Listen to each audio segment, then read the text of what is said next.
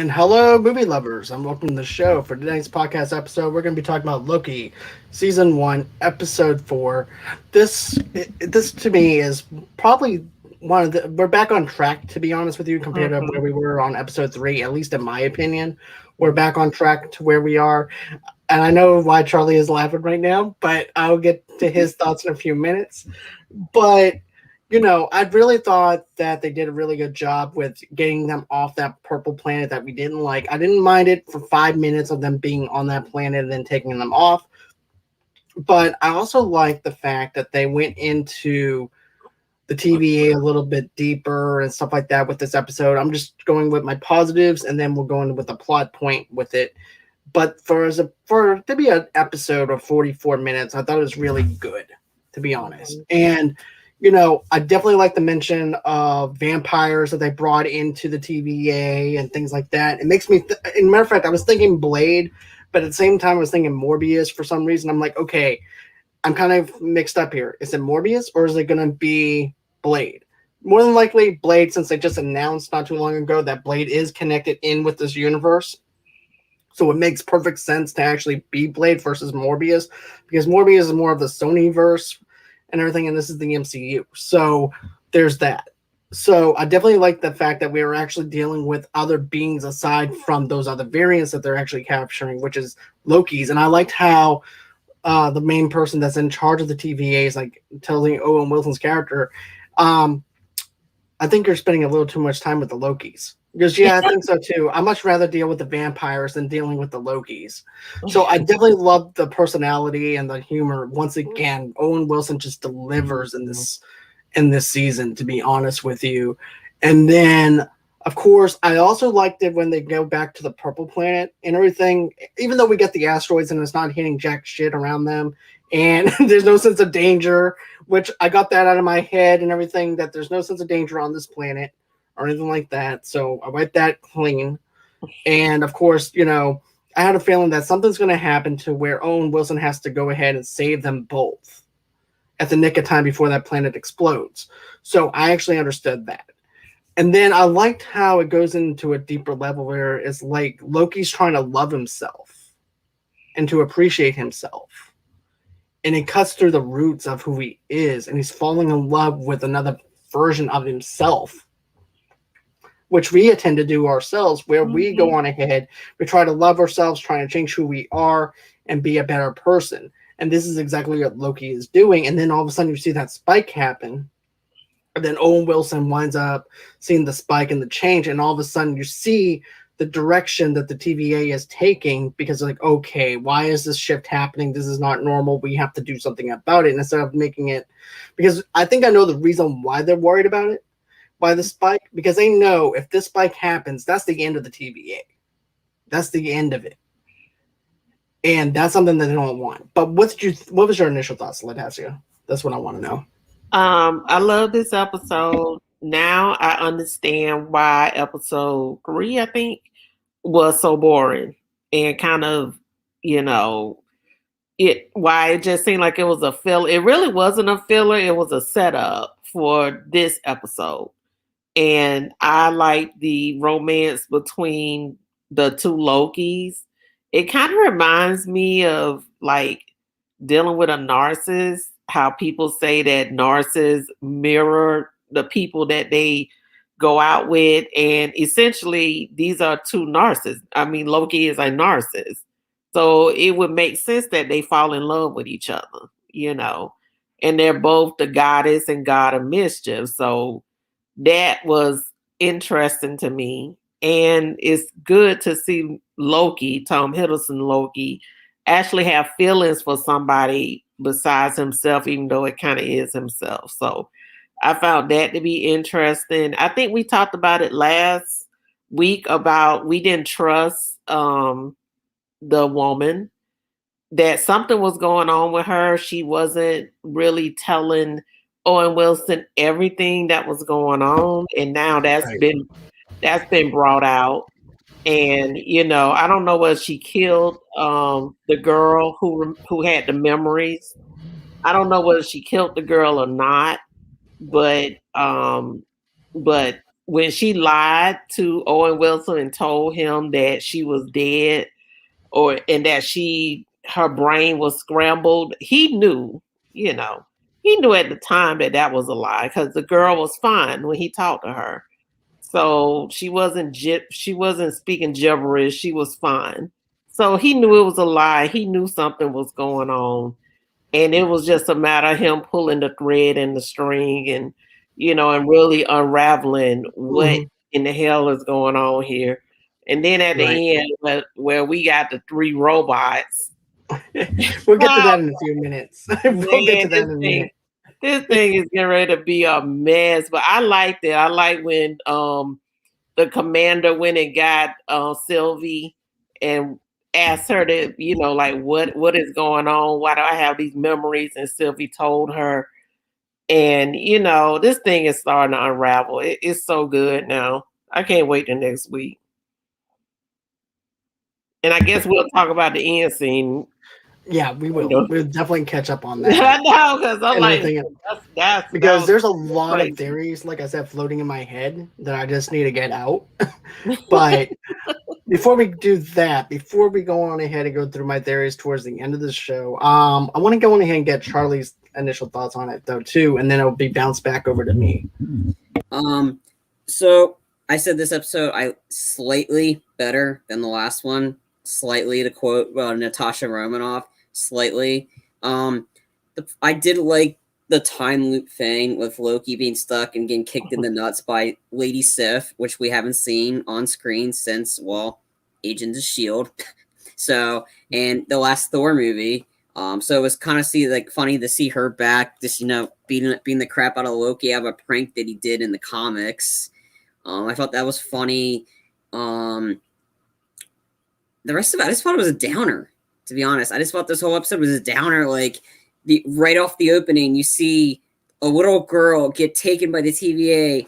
No reason at all. She's playing with a ship, and and then that horrible leader who was a guard at the time, Ravonna, taking her for no reason, and Sylvie beat the crap out of her and ran away and stole her time thing. I'm like, so I kind of knew Ravonna was bad from the get-go, but just seeing her lie for her teeth was really kind of annoying. I'm like, come on, seriously? Like, and that killing off Owen Wilson's character, I thought that was not cool, because I'm like, really? That's how he's going to go out? Not like, at least allow him to do something. Then again, I don't know if he's really dead or what. But, and then, and then I didn't like the amount of time still spent on the purple. The visuals were just bad. And you're still getting 5 minutes of a purple wall. Again, I said last week's episode, Barney going to the bathroom on the TV screen. And we're stuck with that for 5 more minutes. It was very hard to figure out that, that sequence made it so hard to follow because of the visuals. And again, later on in the episode, the visuals didn't get any better when they were on that ice area. And it was really kind of dark. And I mean, I'm watching it on a 4K TV, but yet the visuals were kind of dark. So it was really, it's kind of bright, kind of dark. So it was really hard to follow what was really going on. And it was kind of dumb at how the timekeepers were just robotics. I mean, that was kind of stupid. Like, I mean, I don't know. It's just, I don't know. This, the last episode was just so bad. It slightly improved it, but it's like, for me, the first 2 episodes knocked it out of the park. And for me, an analogy, I gotta the first 2 episodes were like the Falcons in the first 3 quarters of the Super Bowl. It felt like they were scoring 28, and now the rest of the episodes are happening, and they're about to blow it. Like, I mean, Charlie, don't do that to me. I'm sorry, I had to. I had so much. I was so excited for these first 2 episodes, and then the 3rd episode was just so bad. And now this one was slightly better, but only slightly. And it was just a downer. I'm sorry, I'm the only one that didn't really enjoy this episode as much, but I was expecting much. And these run times are just getting so confusing. It's like you start out with 2 almost an hour episodes. Then you went to barely 40 minutes, and now 49. I mean, stick with one thing, and like you said, I mean, we only got 2 more episodes, so they got a lot of work on. But it's just, and then the way they kind of did Loki, like kind of like pruned him, and it's like, okay, is he gone?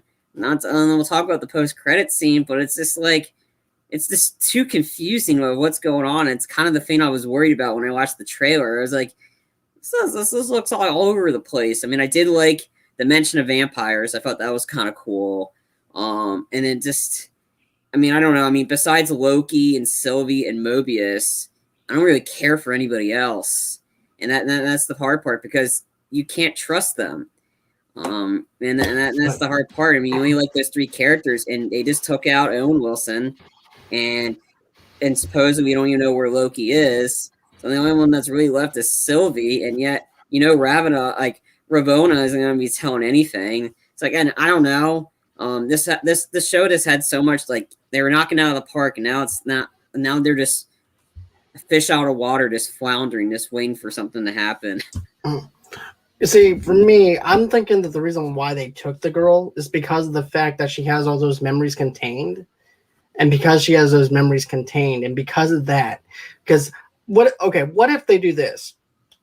What if Sylvie and Loki get back together again, and they cause that spark, which also causes the end of the TVA, which also too, what if that girl's not dead though? What if she's actually in that same land that Loki woke up at the end of that episode on the I'm talking about on the post-credit scene. Mm-hmm. What if they do that?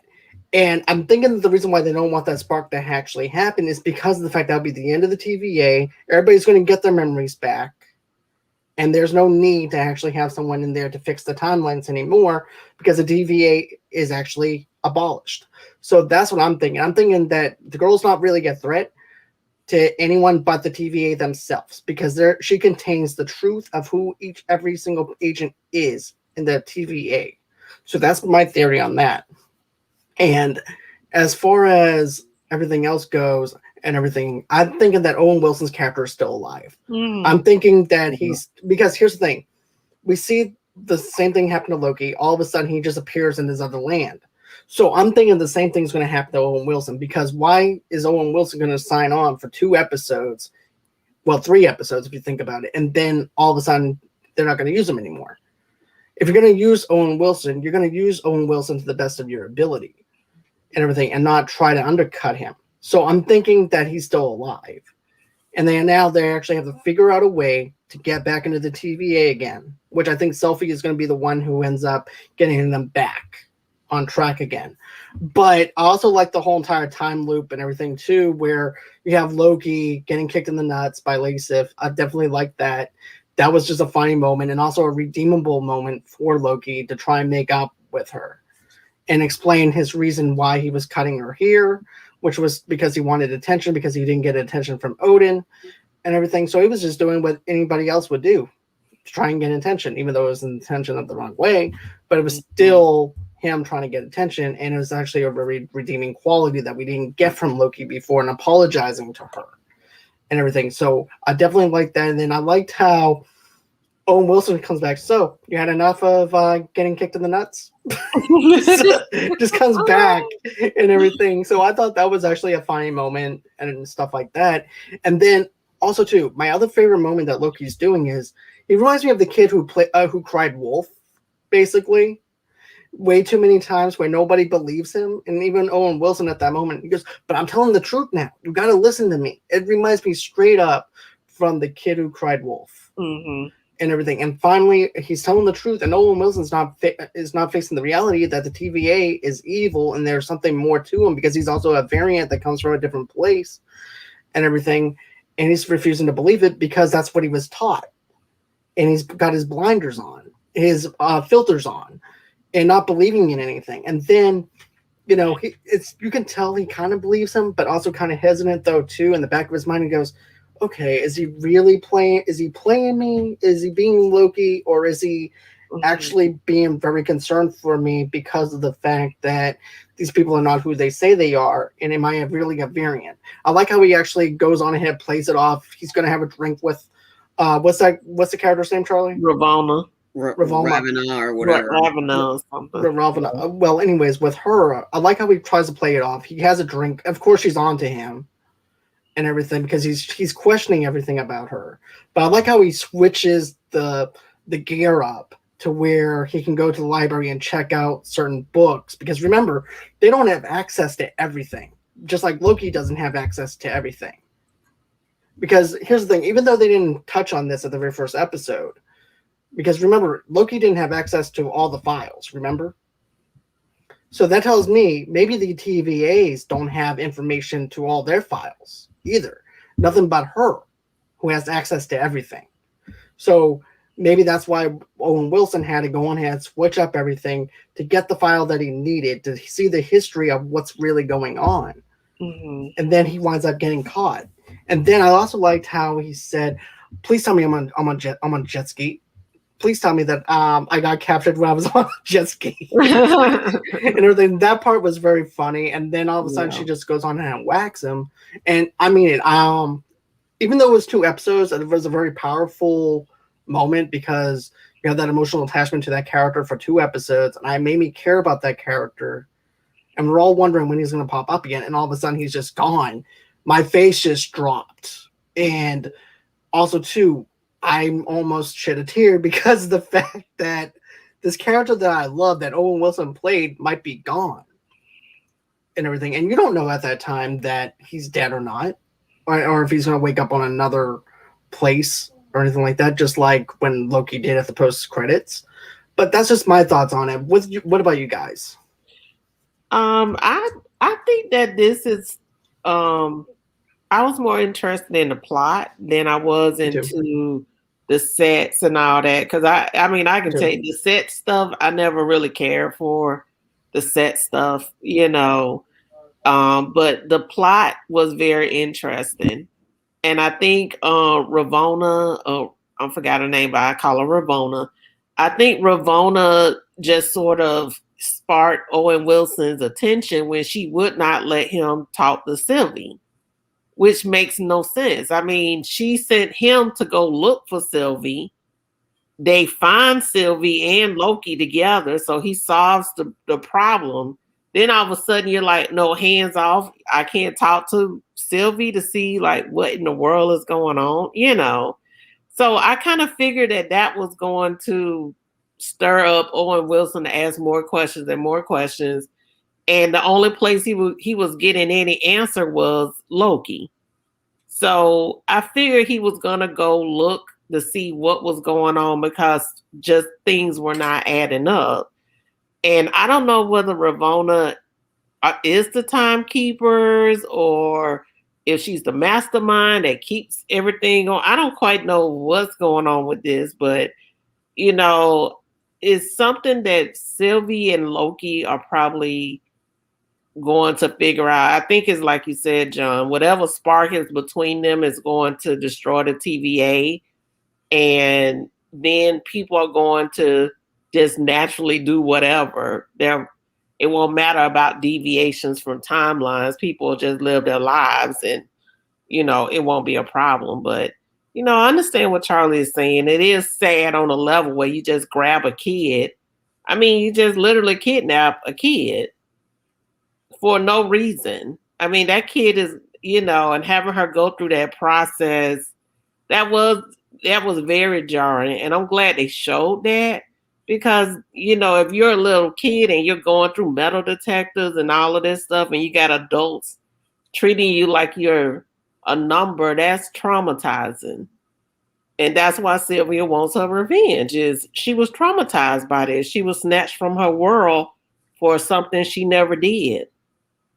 Exactly. Asgard too. She's from Asgard, so that's where she was. She was just playing with a ship and used to take her. And and Ravonna was the one that captured her. So go fitting, but it's just like I just thought it was just like way too easy. Like what and like how they found him. I'm like, there's too much tracking in the TVA. They're so very that, but it's just the way he went out was kind of lame. Like you just like he took your thing. I'm gonna prune you. Come on. Really? You're really that self-centered just because some guy's proving you? Like, pretty much telling you how it is and pretty much saying you're wrong and you're just gonna kill him just for that. Come on, like it's the TVA is a dictatorship, and it's really it was really annoying that like nothing's happening to them yet. And I'm hoping I hope something happens to him because the way we're going, all the good guys are losing. And it's really like it's just upsetting to see that because Loki's not a good guy, but in this case he is. And yet somebody that finally caught up on you and you prune Mobius, but you don't prune Loki in the same situation, you just have him see it. I mean, for the TVA, they're not really thinking that bright, and it's like it's not like you're like I don't know. It's just too convoluted right now, and there's so much going on. There's so many theories and stuff, and it's just like I mean, sure they're getting multiverse, but again, I don't even know how this is going to relate to Phase 4. Like, I really hope Marvel knows what they're doing, and I really thought the animatronics, the way they looked, was terrible. It was terrible. The animatronics in a low-budget movie like Willy's Wonderland looked 10 times better than those animatronics in Marvel. And Marvel is a ton of money, and yet you couldn't afford more better animatronics. Like, I mean, like Deadpool was like, you couldn't afford any more X-Men. Like, come on, you guys have a ton of budget. Like, fix it. Fix the visuals. I think that was intentional, though, Charlie. I think they intended for them, for those things to look cheap and to look like that, to just show just how fake they really are. TVA is. Yeah, I don't know. It's just annoying, and it's just like I just figured they could have done it a little bit better, maybe make it seem more real, and then still be fake, but not fake just right off the bat like that. And it kind of like blows up the what everybody's opinion of the TVA in an instant. And I think you could have built that up a little bit, like a little bit more of the way they looked. And I guess. Well, I think they only got 6 episodes. I mean, that's why I'm against 6 episodes. I think they need to at least have 8, like Netflix, at least have 8 or 10, because they really, I'm with you, Charles. I wish they had kind of built out this TVA, because it's like they're introduced and boom, now we're trying to unravel them. But we don't know the history of the TVA, what they've been doing, you know, why they picked these certain variants to be the employees. I mean, it's a whole bunch of TVA stuff that I would like to know, but it's 6 episodes, they don't have any time. No, yet you give 10 episodes to WandaVision, when that could have been 6, and you could have maybe made other shows 10, 8 or 10. At least Falcon and Winter Soldier should have been 10. This should have been at least 8. Because there's so much stuff happening. Yeah, WandaVision I don't know why there's about 6. I mean, I think 6 is too soon. Yeah, I mean, if you're gonna do 6, just give us all the episodes right off the bat. Don't make us wait every week. Yeah, like, in 10 episodes you can spread it out. But if it's 6, you just need to like at least give us a bunch of the episodes right off the bat. Right. And like, I mean, I don't know. That's just the problem with like. And I don't know why they decided to do this another season. I'm like, I wonder how that is, but I don't know. I just think they could have built this out a little bit more, so they could have had more chance for filler. But like the last episode was just so bad. This one had to be better, and it was slightly, but it's still, like I said, it was a downer. Like right off the bat, kids getting taken, their characters getting supposedly killed. Nothing like. Like, sure, there's 20 moments here or there, but I just don't think. I think they felt kind of forced because it was like they had to redeem themselves. Well, now I kind of see why that last episode happened, because they had to put the 2 Lokis together so that love could be created, I guess, for them, or for Loki to love himself, and to understand that version of the Loki and everything too. Yeah. And then we also have now the sense of danger with the TVA now, because of that spark, because it also causes something different within that timeline that the TVA is actually trying to protect, which is them being destroyed. So now we know why Owen Wilson wasn't allowed to talk to the other Loki, was because of the fact that she knew, because she knew what kind of power she has. She knew she can go into their heads and show them their memories and show them where they came from and all the lies and BS that she told them. And that's what she was scared of. And that's why Owen Wilson got killed towards that part. And then also too, I liked the layout of this whole entire thing where basically we know how fake they actually are. They're animatronics. And yes, I was expecting the CGI blood, to be honest with you.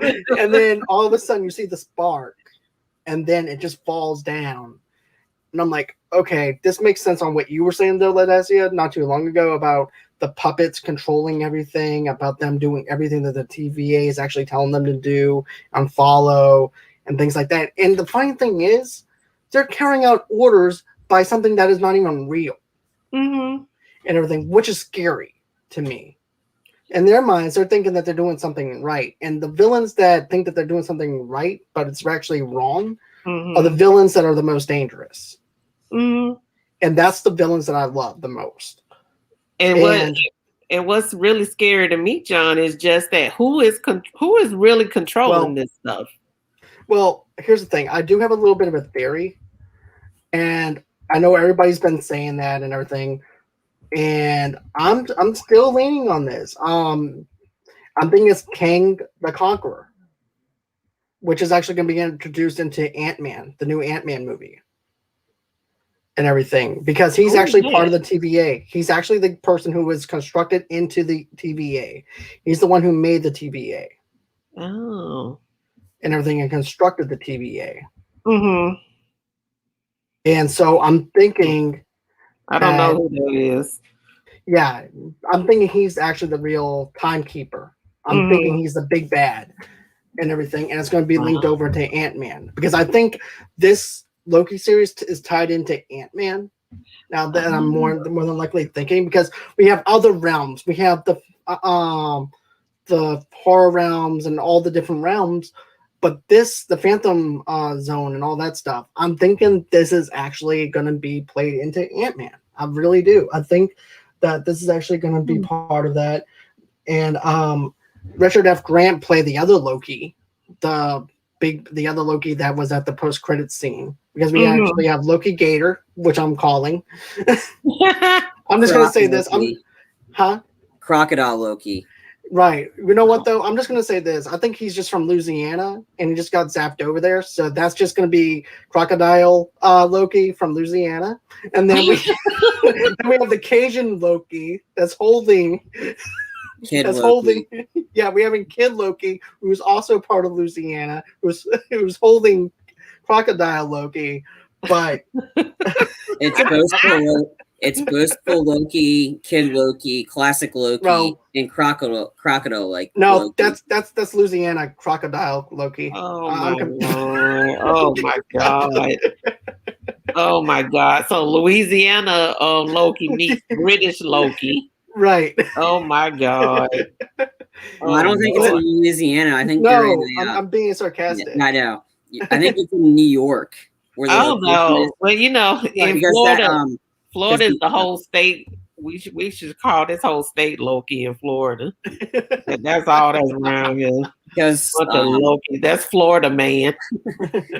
One of the buildings is the Avenger Tower in the classic that last image. So I think it's in a torn down New York, maybe in a realm where they destroy New York. Well, don't forget, Loki did destroy New York with the very first Avengers movie and everything too. So that could actually be linked into it, because none of the other new movies are supposed to be linked into this phase. None of the other stuff that the other Avengers did in the past is supposed to be linked to it, other than whenever Loki saw his death. But I'm thinking that might have been the events from the very first Avengers movie. That's just me speculating. No truth to that. But that's just what I'm thinking. I mean, maybe, but I think this is like a really torn down New York. Like New York, after what Loki did, there was a lot of destruction, but not to the degree of what we saw in the post credit scene. This is like, I think probably in the post credit scene is probably what if Loki had won, not Loki losing, which we still had New York, still had lights, still had everything. This was all dark, like desolate, like Last of Us feel to it, New York. So that's what if the Kree had won. I mean, I think, in a sense. Okay, that's a good possibility, to be honest with you. Yeah. Another thing though too is there's another theory floating around that Miss Minutes might actually be the one who's actually the behind everything. The little cartoon character. Yeah, because think of it like this, and I even told Charlie this: we haven't seen her for 2 episodes. So Yeah. what is she doing with all this? Even though we think that she's only a little cartoon character, is she effing up everything over there at the TVA? You know. But I'm leaning more towards my other theory, though, to be honest with you, because it fits in. I'm still going with um I'm still going with it. That King the Conqueror is the one who's in charge of the TVA, who's actually doing this to other people and stuff like that. And they're following Kang and without even knowing that they're following him, because remember, they've been puppeteers being part of this whole entire puppet show that they've been following orders from. That might be linked over to Kang. I think he's actually the Wizard of Oz of the TVA. Well, clearly there's a Wizard of Oz somewhere because Right. we got, the cheap androids or robots going around. So there's a Wizard of Oz somewhere. And, I am curious to see what it is. But, overall, I really like this episode. We finally got on track. Right. And we're finally doing something that's interesting, because last week was a filler. It really was, and I can understand why it kind of was a filler. Yeah, occasionally.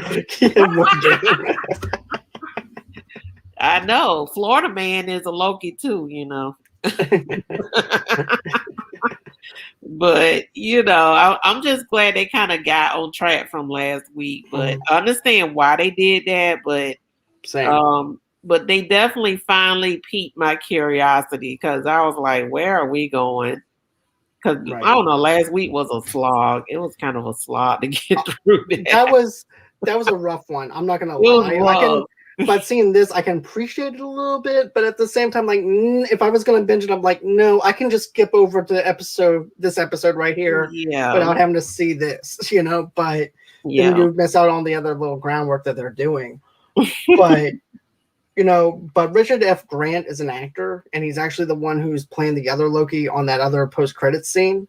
So Loki. Yeah, so that's the classic Loki, like you mentioned, Charlie. And I'm thinking that might actually be a bad version of Loki. What do you mean by bad version of Loki? Like more evil, more sadistic, and everything than what we got with Tom Hiddleston's character. But what do you guys think about that? Oh, that'll be interesting, because I kind of think that these Lokis have degrees of mischief, from being psychotic to being just mischievous, and I think it's a spectrum that they sit on. So I would like to see like what part of Loki would be psychotic, and I'm thinking it's not going to be the Hiddleston one. But Hiddleston is not psychotic. His Loki is not that. So I am more mischievous than anything. Yeah, he's mischievous and narcissistic, but psychotic, no. So I am curious to see the other Lokis, like some weird family reunion. I don't think any of them are bad, because if they were bad, they would have left Loki there to die, left one of their own to die. If he was really that an evil Loki, or all of them were just evil in a sense, they would have like, hey, you're gonna die if you don't come with us. Like, not necessarily, because this is just me thinking outside the box a little bit. What better way to actually pretend that you're not as evil as you say you are? It's like saying, okay, come on, let me show you around this ship over here, or around this area and everything. And he's being presented in a positive way, but really he's not who he says he is. But what do you think about that?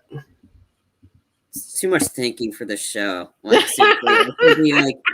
it was complex to begin with. Now you're just adding more layers of complex to it. And it's just like, the things are supposed to be enjoyable, yet, and you can still think, not so complex you have a hard time enjoying it. I mean, it's just it's just all no, it's just too much. Like, I mean, it's just like you could do it with Falcon Winter. Yeah, there's parts of it to think about what's going on, but that was exciting stuff. This one is just too and that one was pretty sure it was complex, but it wasn't complex like this. We're talking about like different quantums and stuff, and you if you haven't really fully like told us about it and other stuff, and we're just getting introduced into it, it's really hard to pick up on what's really going on. It's like it's kind of losing the enjoyment of it. And when it gets too confusing, you're like, yeah, you can think, but if you're thinking too much, you're not picking up on what really they're trying to do. And then that's the problem with this current phase, because we're busy thinking of all these theories, and yet you haven't really fully explained what's going on. And that's kind of the annoying part. But what you're saying, John, no, I wasn't for the animatronics. I wasn't expecting CGI blood or anything. Just looked a little better. Like, yeah, I know, like you're trying to prove that TVA is fake, but there's better ways of doing it. Like, I wasn't expecting CGI blood. I was expecting maybe them to look a little maybe more sinister and not look like a joke right off the bat, and then it kind of throws that whole scene like out the window. And it's like, and then it kind of like you could like do it for add more thought and more intrigue into it and make them look somewhat fake, but somewhat real, not straight up fake. I mean, there are better ways they could have done it to maybe add more meaning to that scene of the timekeepers, because you kept building them up like, oh, the timekeepers, and then the way they looked like they came from Chuck E. Cheese. Probably worse. But but with the time loop stuff, it reminds me of the Flash TV show, where